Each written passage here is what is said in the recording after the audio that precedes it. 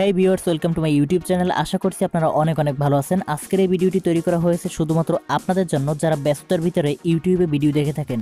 আপনারা যদি লক্ষ্য করেন তাহলে হয়তো দেখতে পাবেন আমরা অনেক সময় ইউটিউবে স্ক্রল করতে থাকি এবং পছন্দের ভিডিওগুলো আমাদের সামনে চলে আসে, তখন সেই ভিডিওগুলো আমরা দেখতে পারি না। এটার কারণ হচ্ছে ওই যে সময়ের অভাব বললাম। কিন্তু আপনারা কিভাবে সেই একই ভিডিও পরে দেখবেন সেই বিষয়বস্তু নিয়ে থাকছে এবারের এই ছোট্ট ভিডিওটি। আশা করি ভিডিওটি সম্পূর্ণ আপনারা উপভোগ করবেন। Hey WhatsApp guys, this is Naim from Naim Bhai official YouTube channel. So guys, let's begin.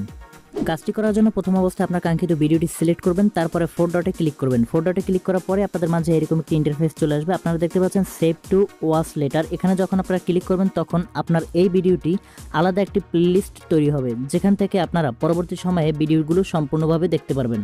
So guys, আজকের ভিডিও এই পর্যন্তই। ভিডিওটি ভালো লাগলে অবশ্যই লাইক করুন, কমেন্ট করুন আর শেয়ার করুন আপনার কাঙ্ক্ষিত বন্ধুদের মাঝে। দেখা হচ্ছে পরবর্তী কোনো ভিডিওতে। ততক্ষণ পর্যন্ত ভালো থাকুন, সুস্থ থাকুন। ধন্যবাদ সবাইকে।